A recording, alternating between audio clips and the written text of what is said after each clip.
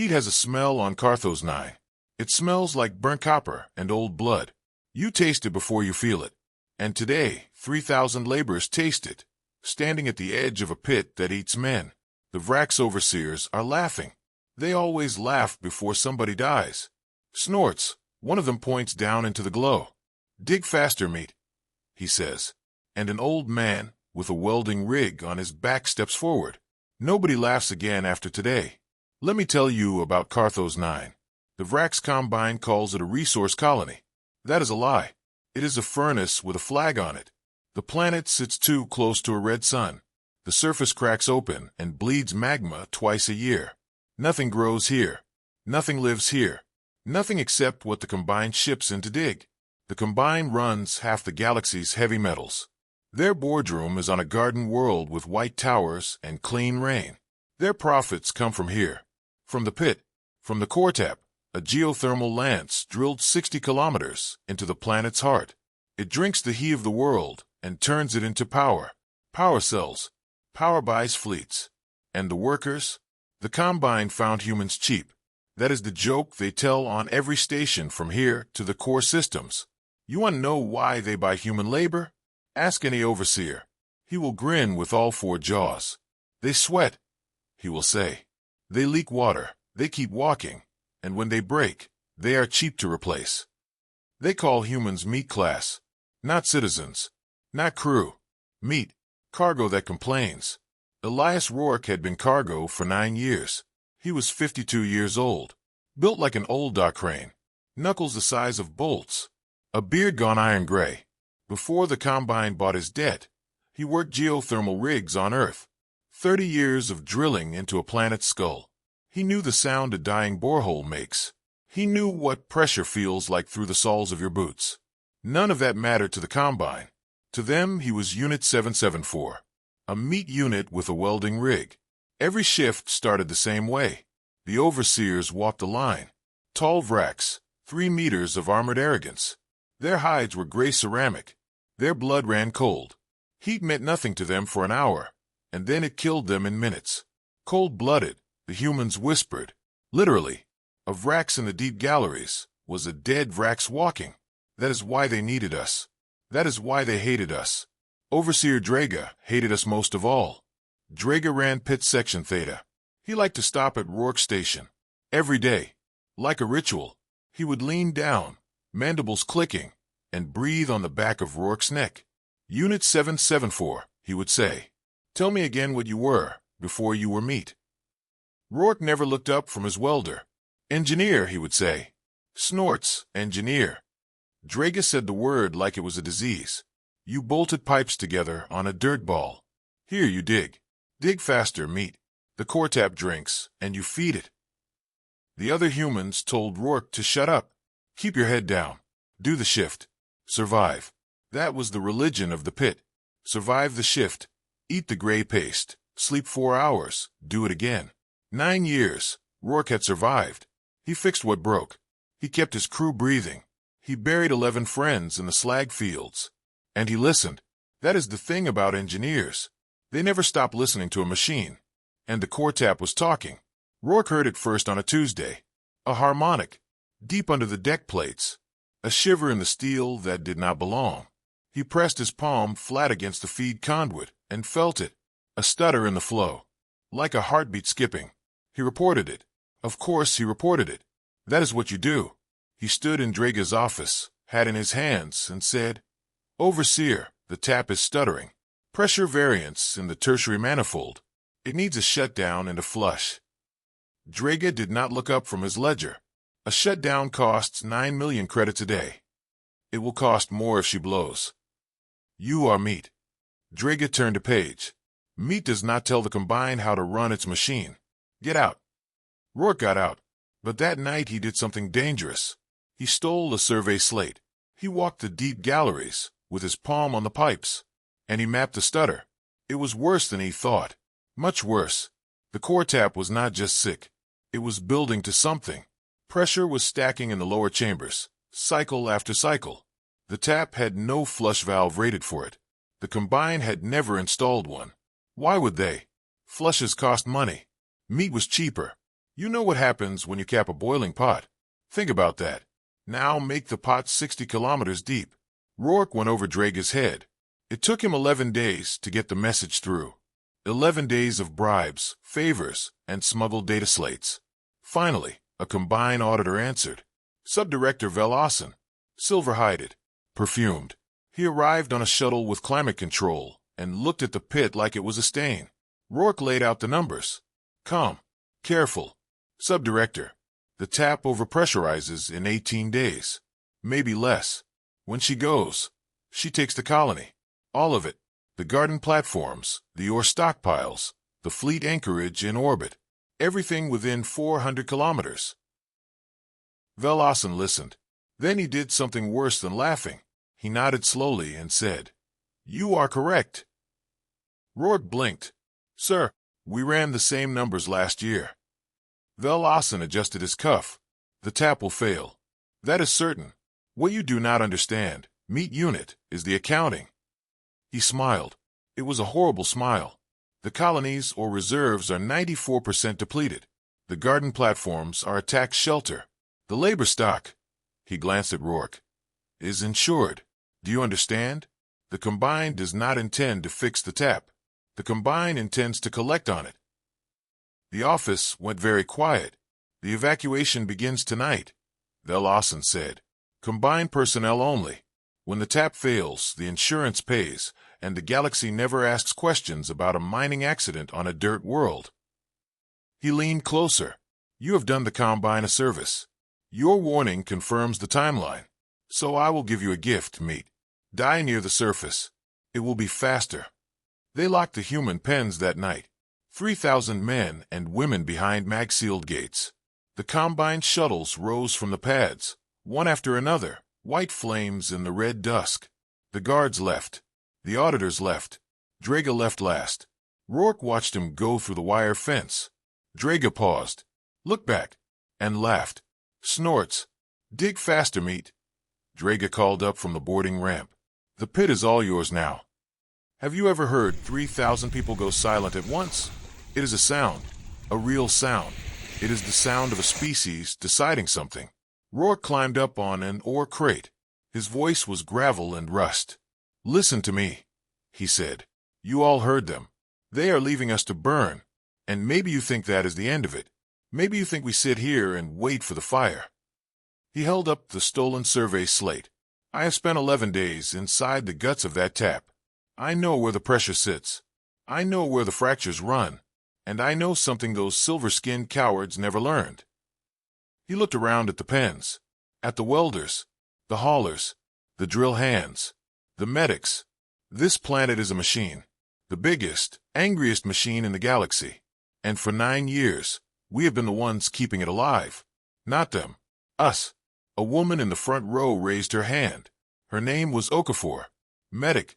Burn scars up both arms. "What are you saying, Rourke?" "I'm saying the tap isn't a bomb." Rourke grinned. It was not a friendly grin. "It's a gun. And they left us the trigger." What happened next, the Combine still refuses to discuss in open session. Rourke split the survivors into crews. Welders to the manifolds. Drill hands to the fracture galleries. Okafor ran triage stations and rationed water. Nobody slept. The heat climbed. 60 degrees. 70. The Vrax overseers could never have worked in it. Their cold blood would have cooked in 20 minutes. But you want to know the dirty secret of humanity? The one the Combine never wrote in their ledgers? We sweat. That is it. That is the whole miracle. The galaxy laughed at us for it. Called us leaking, dripping animals. But while their silver elites fainted in a warm room, human beings worked a 16-hour shift in a furnace and came back for another. 200 million years of chasing prey across hot grasslands built us for exactly this. Persistence. Endurance. Spite.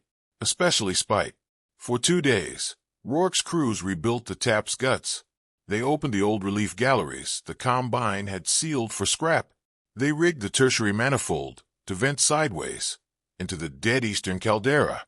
They turned a planet-killing pressure wave into a lance, aimed it, and then they climbed to the surface and waited, because Rourke had one more card, and it arrived on schedule. The Combine fleet came out of the dark on the 3rd morning. 6 dreadnoughts, a troop carrier, and a command barge shaped like a silver tear.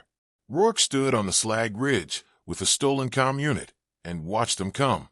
Okafor stood beside him. "You sure about this?" she asked. "No," said Rourke, "but I brought a wrench." The barge opened a channel. The face that appeared was Fleet Marshal Voss. Cold eyes, metals, the kind of alien who had never once checked the price of anything. "Labor units of Carthos 9. Voss said, "You are presumed deceased. This world is scheduled for catastrophic failure. Any interference with the asset forfeiture will be treated as sabotage." Rourke keyed the comm, "Fleet Marshal. This is Elias Rourke, engineer." He savored the word. "Here's your situation. Your tap is armed, and my finger is on it. One signal from me, and 60 kilometers of geothermal pressure vents through the eastern caldera, straight up, into your anchorage." Silence on the channel. Then Voss laughed. It was a dry, cultured laugh. "You are bluffing me. You are standing on a dying world with a stolen radio. We are 6 dreadnoughts. You cannot." "Grid reference Kessafor," Rourke said. "Check your sensors. Tell me what the caldera looks like right now." You could hear it over the open channel. The bridge crew of the barge, voices rising. Someone said the words thermal bloom. Someone else said impossible. Rourke let them stew. He knew exactly what they were seeing, because 30 minutes earlier, he had cracked a test valve.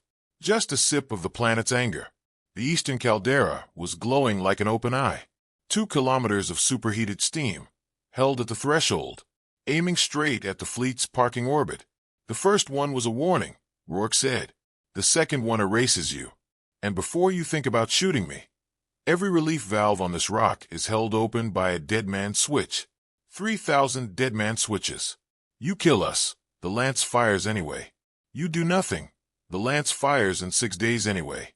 Your tap is dying, Marshal. The only creatures in this galaxy who can stop it are standing right here." He leaned into the comm, sweating. "Now, stop and think about that moment. Really think about it. 6 dreadnoughts, railguns charged, an Empire's fleet marshal, bred for war, floating in a silver barge worth more than a star system. And on the other end of the channel, a 52-year-old roughneck with iron in his beard and grease under his nails. No armor, no army, just a stolen radio, a planet full of angry heat, and 9 years of buried friends. Who holds the power there? Who would you bet on?" Voss did what arrogant men always do. He tested it. "This is absurd," the marshal said. "Gunnery. Target the slag ridge. Fire warning." He never finished, because Rourke thumbed the second valve. The eastern caldera screamed.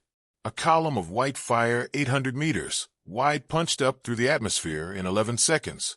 It missed the lead dreadnought by less than a kilometer. Missed it on purpose.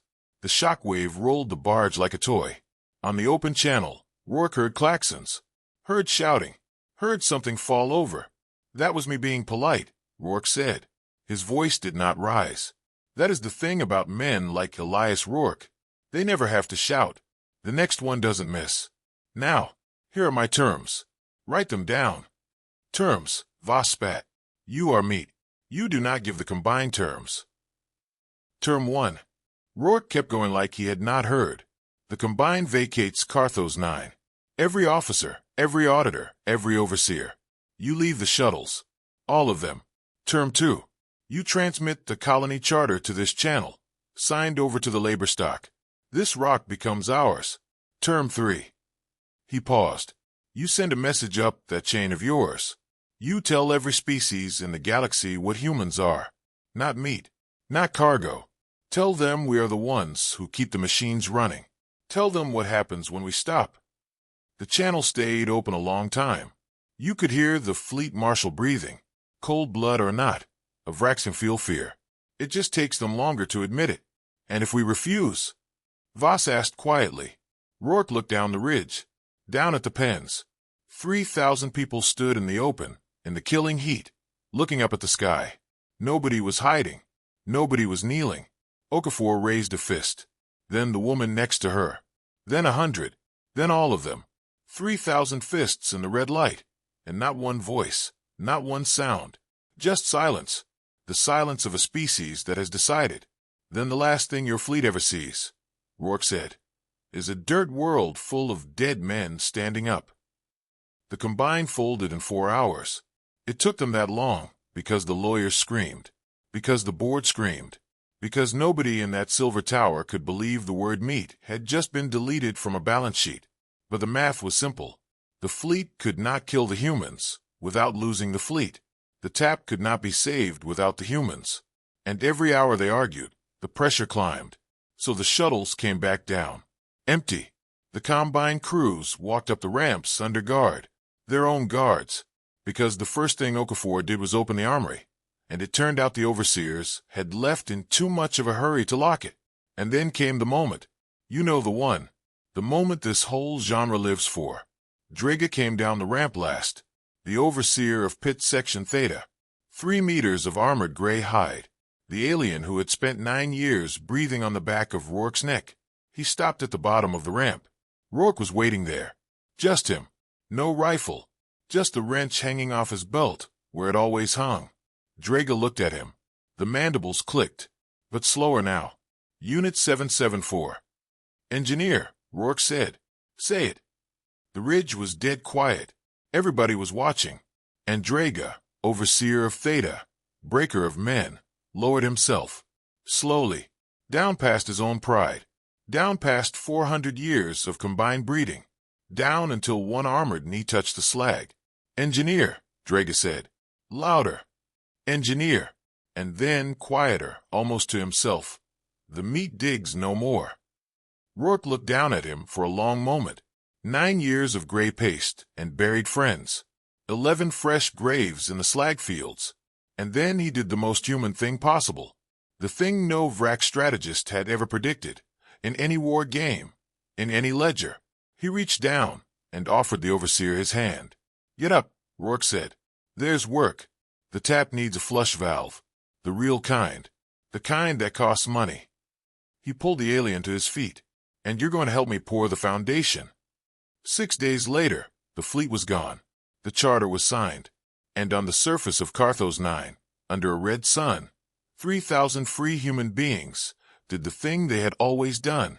The thing no empire could buy and no fleet could burn. They went to work. The first thing they built was not a monument. It was a mess hall. A real one. With real food. And over the door, Rourke welded a sign himself. Crooked letters. Burn marks. Perfect. It read, the pit is ours now. Because here is the truth the galaxy keeps learning the hard way. You can chain a human. You can starve him, work him, laugh at him, call him meat. You can throw him into a pit on a dying world and fly away laughing. Snorts, but you had better. Check what he was doing with his hands all those years. Because while you were laughing, he was listening to your machines. He was learning your weaknesses. He was getting up every single morning, in heat that would kill you, and doing the work you were too soft to do yourself. Humanity was never the weakest species in the galaxy. We were just the ones carrying it. And the Combine. They still pay the insurance premiums on Carthos 9. Every year. To us. Draga signs the transfer himself. And under the signature line, every year, in careful Vrak script, he writes the same 2 words. Dig faster. If this story of human grit and stubborn, sweating, never say die endurance got your blood pumping, you know what to do. Hit that like button right now. It tells the galaxy you stand with the meat class. Subscribe to the channel, so you never miss another tale of humanity proving the galaxy wrong. Ring that notification bell, because trust me, you do not want to miss what happens when the next empire underestimates us. Share this video with your fellow sci-fi fans. Everyone knows someone who needs to hear about Elias Rourke. And drop a comment below. If you were locked in those pens with 6 dreadnoughts overhead, would you have thumbed that second valve? Or would you have found another way? I read every single one. Until next time, stay safe out there in the galaxy. Keep your boots grounded, your wrench close, and remember, the pit is ours now. See you in the stars.